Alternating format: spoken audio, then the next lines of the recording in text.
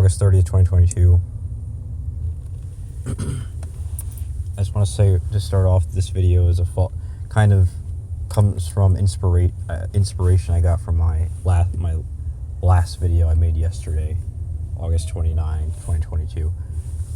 It got me thinking. Right at the end of it, I was like, oh, well, maybe I should start talking about this stuff, because this kind of was talked about in it. But I didn't have time. I mean, I had time to make this. I just didn't want to make it. It wouldn't make sense for the fact that I live a somewhat normal life, and I have time management skills needing to be implemented into it. Okay, so the big question of this video: Can religion affect your brain? And this, even though they say, and I've said on this channel, that that's not what happens. You know, the brain affects determines what your religion is, and the brains affect religions, not the other way around. But it's not really true. And there's this principle to nature of this causes that, that causes this.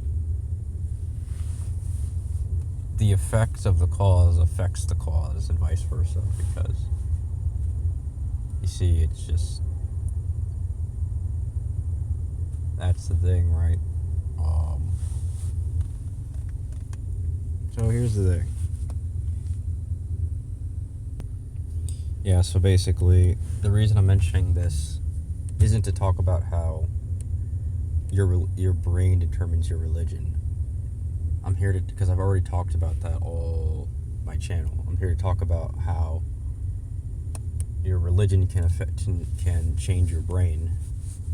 So, which also is a part of why neurotypicals are the way they are, and why their brains are the way they are. It's not just the brain they were born with, it's the religion that their brain gave them that changes their own brain.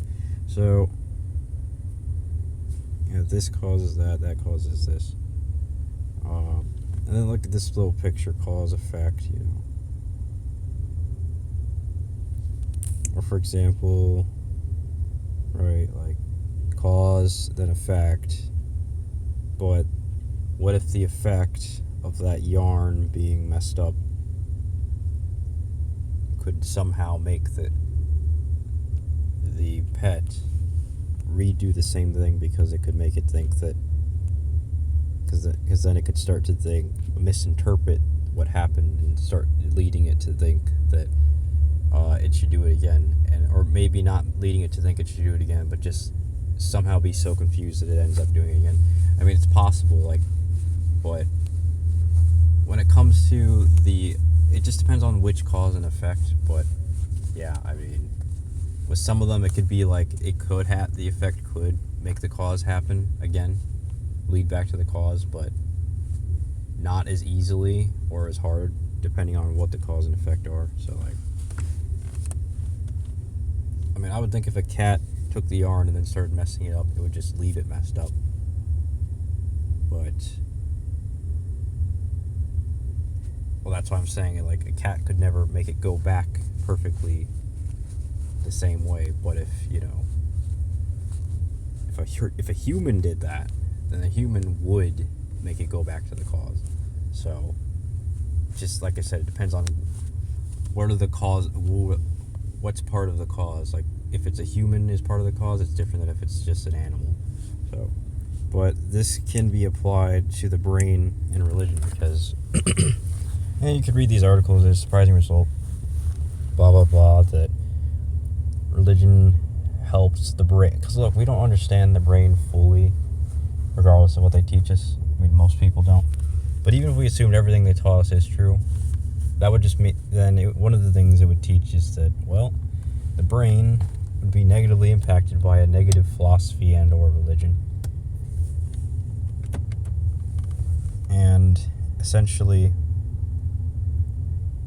depending on what it says, it would determine your religion, and then that would basically determine your next religions if you started converting, because it could start messing with your neurochemistry. So it's really not as simplistic as I was saying, but it's not necessarily as complicated as people are saying.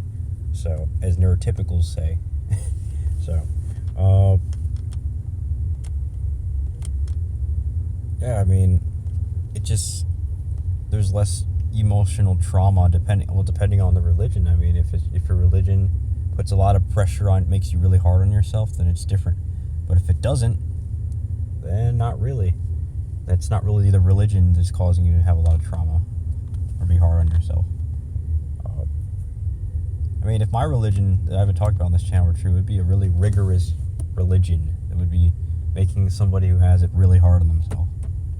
Or at least most people really hard on themselves if they actually believe it. Sorry, I just had to mute that. I have to mute a lot of notifications that come at the worst possible times whenever I'm recording a video. It just, I don't know why. I don't even care to know why. I'm not even going to question it. It's just so annoying. I used to try to question those things, but not anymore. It's a waste for me to do it. But yeah, I mean, it's not so much about, and here's the thing, these are what neurotypicals worry about more anyway. They say, well, because they don't think that the brain determines religion. They think that religion determines the brain. So, but it's actually both. As I've been talking about, so. Because like I said, everything we use, the ideas we put in our head, it's used for us to cope. I've talked about this many times in many different ways in many different videos. The ideas we have, they're meant for us to cope in a fatalistic sense. They're meant to help us cope through many different ways, many different hows and whys to that as well. And some of them we knowingly choose, and some of them we don't even knowingly choose. So it just varies. And religion is, your neurochemistry determines how compassionate you are, as I've been saying. So that determines, how logical, how skeptical you'd be about something as delicate when it comes to compassion as religion is. Religion is a compassionate act to engage in. It's not what Hitler thought it was. Hitler thought that religion was just like a deprivation and a waste of intelligence and of power because he was a psychopath. So neurotypicals don't think that, but they do think that the things I've been exposing are a waste. They're wasteful ideas. They're not really legitimate. But yeah. So anyway, so even by this logic, I could argue that neurotypicals' religion is a result of their brain, because the religion that they fling to and that they cling to and that they flock to can have negative effects on their brain, and then before you know it, they could be having a negative religion and not even know it. So even by their own logic, that religion can affect their brain. It could, but then, they'll just say, oh, well, the brain doesn't really determine intelligence when you say that, which just contradicts everything we just went over. Like, why even bring the brain into this conversation if it has no relevance whatsoever to intelligence? It just clearly their brain is extremely malfunctioning, as I've been saying, by that logic. But the other thing to point out here is this idea: if this is true, then the principle should be allowed to be applied the other way around. Why would it be that religion can determine the brain, but the brain can't determine religion? And they'll just say, oh, well, it's because, again, they'll just presuppose for a million reasons that they'll give that are not valid, that the brain doesn't affect intelligence. But if you basically think about it, there's no evidence. And if I talk to them about that in this format, with this specific subject matter, I think there's a higher chance of them being more logical about it. Because it's really dumbed down, even by their own premises. So, but yeah, I mean, literally, if you think about it,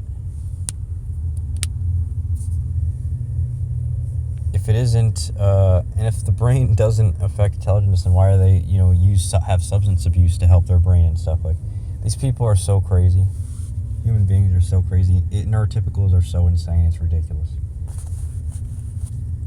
They're so stupid. But, yeah,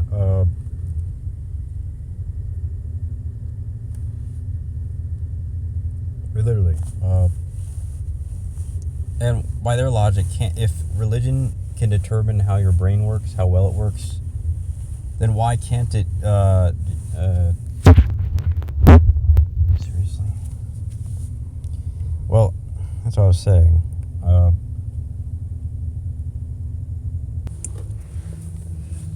So basically, by the logic of what I'm saying, you could argue that the brain,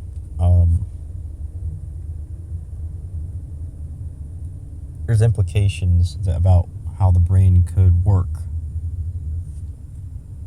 in complex ways to change the brain drastically so that it's better or worse at religion, or both, just at varying times.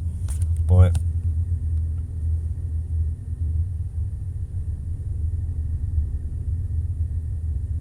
so yeah, I mean,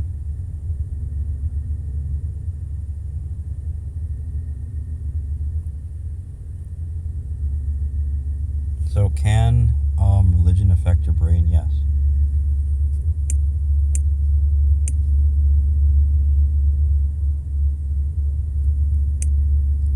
Ultimately,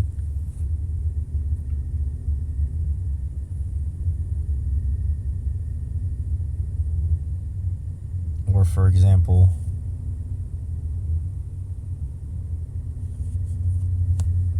so that's what I have to say about this. I think that it's just really dumb that people think that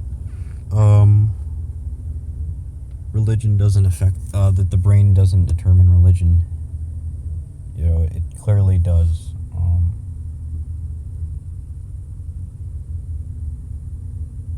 I'm just pointing out the irony and the idea that, the brain can't affect religion, can't determine religion, but religion can determine the brain. And they give zero effort to actually deconstruct the brain versus religion when it comes to showing how the brain can determine religion, instead of like they deconstruct both the brain and religion when they say religion can determine the brain.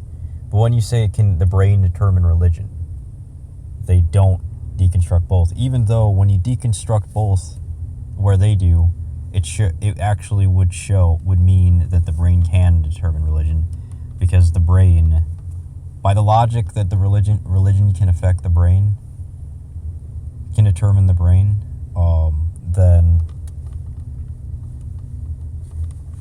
then it's like literally like